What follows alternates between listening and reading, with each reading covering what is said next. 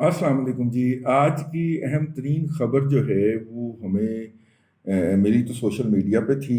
उसका इशारा मिला था, फिर हमने कुछ दोस्तों से बातचीत की। वो खबर कुछ अच्छी नहीं है जी।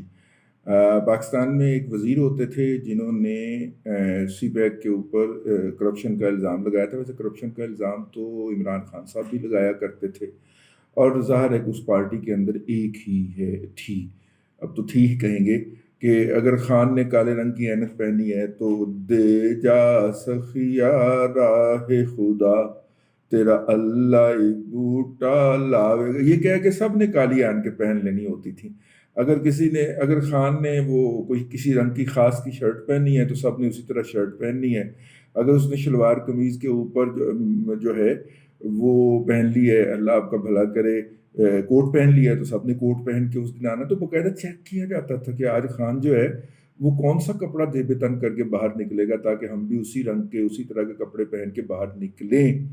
तो वो ज़हनी हालत, तो वो खैर माशाल्लाह जिस तरह वो परस्तश करते हैं अपने महात्मा की, उसके बारे में तो कोई शक नहीं होना चाहिए। और चूंकि उन्होंने कह दिया था कि सी पैक जो था वो एक फ्रॉड था, और सी पैक जो है वो तो वो क्या कहते हैं कि अल्लाह आपका भला करे, वो तो इन्वेस्टमेंट नहीं, वो तो कर्जा था, और सी पैक तो ये था और सी पैक तो वो था। जब उन्होंने ये इस तरह की बातें कही तो फिर फर्ज हो जाता है ना बाकी पार्टी का भी कि वो इसी मंत्रे के ऊपर जो है वो अपना सुर उठाए। तो फिर वो सुर उठाया। और जो वो खान को वो लोग अच्छे लगते हैं कि अगर वो कहें कि आपने एक गाली निकाल के आनी है तो वो तीन गालियां निकाल के आए। तो खान का सबसे लाडला जो करीबी जो था, जिसका नाम मुराद सईद था, मुराद सईद ने कहा कि खान ने कहा है कि सीपैक खराब है। उसने बताया कि जी सीपैक के हर मंसूबे के अंदर करप्शन हुई है। तो सबसे पहले उसने Multan Sukkur motor highway, Multan Sukkur motorway का केस खोला। 72 अरब का वो पूरा केस नहीं था। उसने कहा इसके अंदर जो है वो डॉक्टर एहसन इकबाल 72 अरब रुपए की करप्शन कर गया। लो, चीनियों को तो पड़ गए पिसू। उन्होंने कहा कि यार जितने की करप्शन नहीं है उतने की, जितने का प्रोजेक्ट नहीं है उतने की करप्शन कैसे हो गई। तो उसके ऊपर खान साहब ने फिर मतलब कि बकायदा चीनी चीख पड़े। उनके एम्बेसी ने भी यहाँ पे शोर मचाया, और उनके फॉरेन ऑफिस ने भी इसके ऊपर स्टेटमेंट जारी की। और मैं पहले भी आपको अर्ज कर चुका हूँ कि उनकी मजबूरी थी, क्योंकि वो लैटिन अमेरिका के अंदर और अफ्रीका के अंदर बहुत सारे ऐसे प्रोजेक्ट्स कर रहे थे। तो अगर ये खबर वहां पे पहुंचती है तो वो कहते हैं कि भाईजान ये जो है आपने वहां पे इतने लोटे लुटाए हैं और हमें सिर्फ आप मेरिट पे बात कर रहे हैं, तो लिहाजा साढ़ा हिस्सा कर दो। तो उनकी वहां पे जो प्रोजेक्ट्स थे और वो दर्जनों में थे, उसके ऊपर कॉस्ट बहुत ज्यादा बढ़ जा रही थी, तो लिहाजा वो चीखो पुकार उनका बनता था। फिर यहाँ पे बात नहीं रोकी गई, वो बात यहाँ तक फैलाई गई। और वैसे बाय द वे मैंने आपसे पहले भी कहा था कि फिर मुल्तान मेट्रो जो थी, मुल्तान बेस्ट जो थी, उसके हवाले से भी बहुत ज़्यादा करप्शन की गई। करप्शन के जो हैं वो इल्ज़ामात लगाए गए कि जिसमें करप्शन की गई है, और उस करप्शन के अंदर अल्लाह आपका भला करे मनी लॉन्ड्रिंग भी डाल दी गई। ठीक है, मनी लॉन्ड्रिंग का मंत्रा उस दिन बहुत चलता था, उन दिनों बहुत चलता था, जो भी बंदा जो है उसके ऊपर मनी लॉन्ड्रिंग डालो उसको अंदर डाल दो।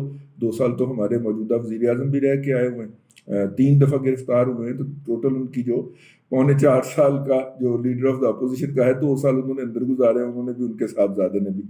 तो उनके ऊपर मनी लॉन्ड्रिंग डाल दी, और अब वही मंत्रा गाते फिर रहे हैं कि मनी लॉन्ड्रिंग का जनाब केस था। और पहली दफा फवाद चौधरी साहब ने कहा 16 अरब रुपए की मनी लॉन्ड्रिंग का केस का चार्ज फ्रेम होने लगा था। मामा 4.25 साल की कर दे रहे हो, ठीक है। और अदालत 2 दफा इनके चार्ज को इनके मुंह पे मार चुकी थी, नैब के चार्ज को, कि पाया पूरा चार्ज तो लिख के तो ले आओ ना पूरा, मैं हवा में ही फैसले सुना दूं। और उसके बाद तीसरी दफा अब होना था, तो तीसरी दफा जो था उससे बचने, अब वो तीसरी दफा चार्ज फ्रेम होना था, तो जनाब करप्शन हो गई।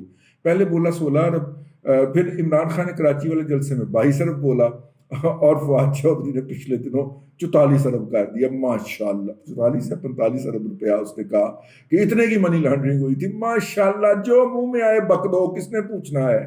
कोई एक आध बैठा हुआ है ये रजी दादा जैसा, ये पॉइंट आउट करता रहेगा तो इसकी कौन सुनता है। हमारे पास तो बोट्स हैं और इतनी ज्यादा सोशल मीडिया टीम है, और हमने तो उसको दिन के अंदर घुमा देना। तुम क्या बेचते हो भाई।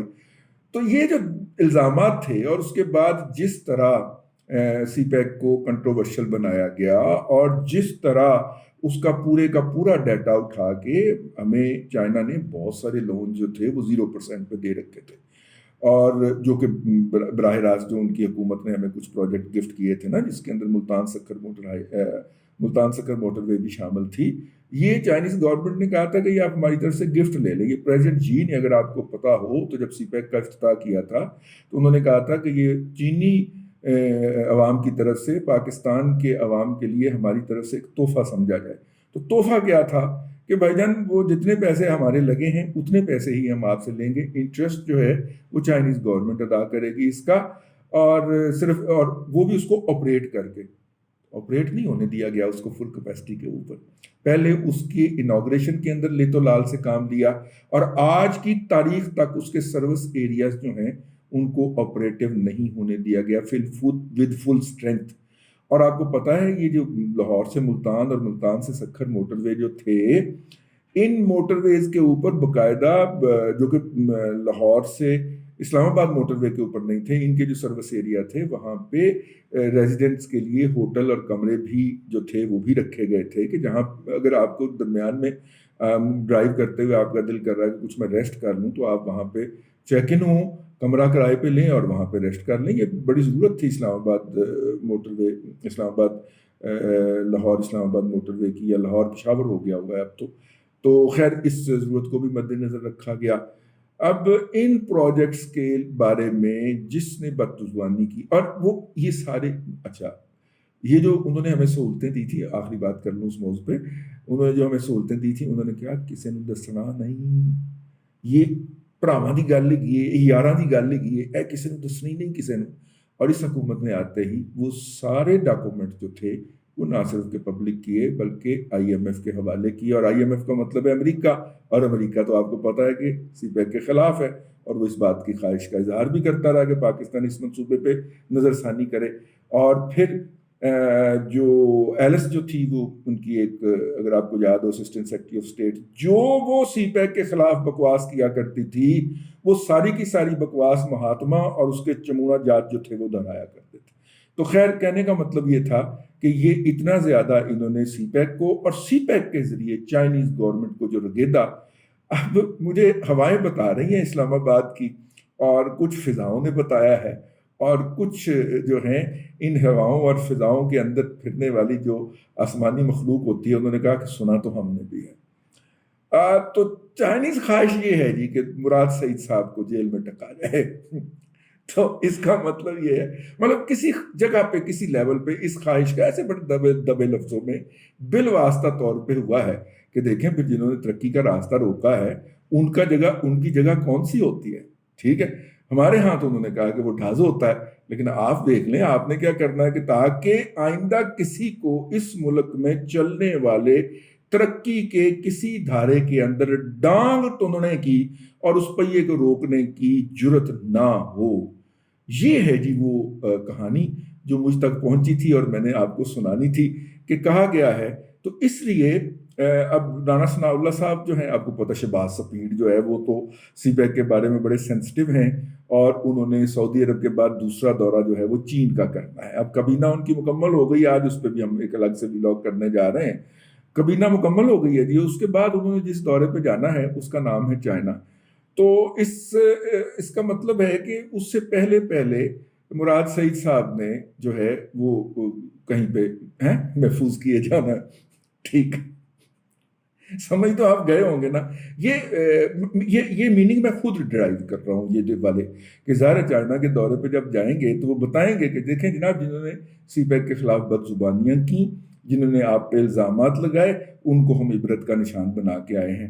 تو اس لیے آپ راضی ہو جائیے، آپ خوش ہو جائیے اور اس کو کر دیجیے۔ ویسے اس میرٹ کے اوپر اگر داسو کی مثال لی جائے تو یہ اس کا بھی بنتا ہے، یہ جو ہے اللہ آپ کو بھلا کرے، یہ جو ہے فواد چودھری کا بھی بنتا ہے، ٹھیک ہے۔ جس طرح اس نے غیر ضروری طور پہ اس کے اوپر منہ ماری کی تھی اور پھر چائنا کو اس کے اوپر کرنا پڑنا تھا، بنتا تو اس کا بھی ہے، ٹھیک ہے۔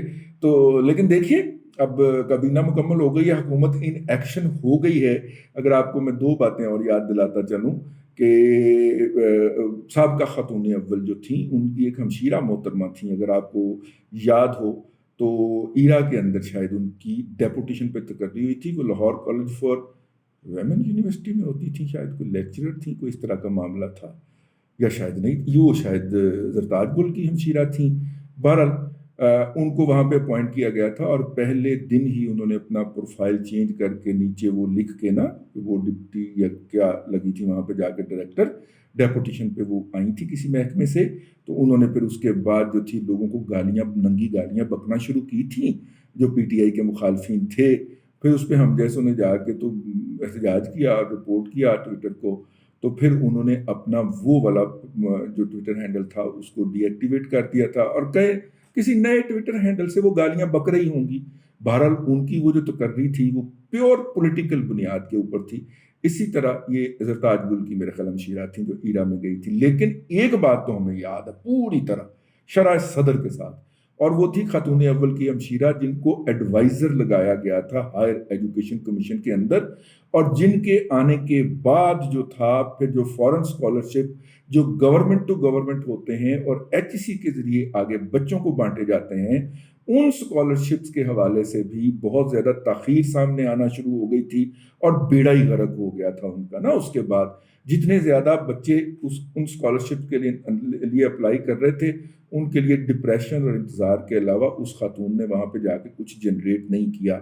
تو ظاہر ہے کہ ان کو واپس جو Lahore college for women university سے آدھی پی ایچ ڈی کر کے، پی ایچ ڈی پھنسی ہوئی تھی اس کی اس وقت، ایسے اس پہ ان کو ادھر بھیجا گیا تھا بیڑا غرق کرنے کے لیے، ان کو بھی ان کی آنے والی تھان کے اوپر واپس بھیجا جائے اور ان کو ان کی اوقات میں واپس لایا جائے۔ کابینہ مکمل ہو گئی، ہم توقع کرتے ہیں کہ ان قریب یہ والے اقدامات ہمیں نظر آنا شروع ہوں گے، اور کیونکہ اس وقت اس طرح کے جتنے بھی دانے ہیں وہ اپنی جگہ کے اوپر سرکاری دفاتر میں بیٹھ کے حکومت اور پاکستان کے مختلف اداروں کے خلاف، محکموں کے خلاف بد زبانی کرتے ہوئے پائے جا رہے ہیں، یعنی سرکاری خرچے کے اوپر وہ یہ سارا پروپیگنڈا کرتے ہوئے پائے جا رہے ہیں۔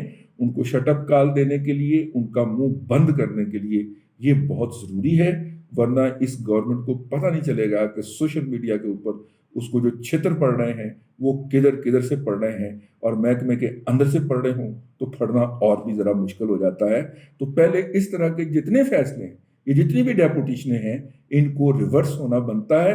اور اس کے اندر آپ کو یاد ہے وہ فیصل آباد کا جو کمشنر تھا جو کہ سیکرٹری قومی اسمبلی بن کے بیٹھا ہوا ہے، رانا صاحب پیپلز پارٹی، اپنا کیا نام ہے ان کا، راجہ صاحب، ہاں راجہ پرویز اشرف صاحب، پیپلز پارٹی کی پالیسی اپنی جگہ پہ، لیکن وہ شخص آپ کو چلنے نہیں دے گا قومی اسمبلی میں، اس لیے اس کی بھی ڈیپوٹیشن ریورس کیجئے، ان لوگوں کو ان کی جگہوں پہ بھیجیے جو انہوں نے حرام خوری کر لی ہے وہ ان کو پکی، لیکن ان کو واپس تو بھیجیے نا یار، تاکہ اسٹیٹ کا فنکشن جو ہے وہ کنٹینیو کر سکے۔ یہ کچھ باتیں تھیں جو میرے کان میں پڑی تھیں، میں نے کہا آپ تک پہنچا دوں۔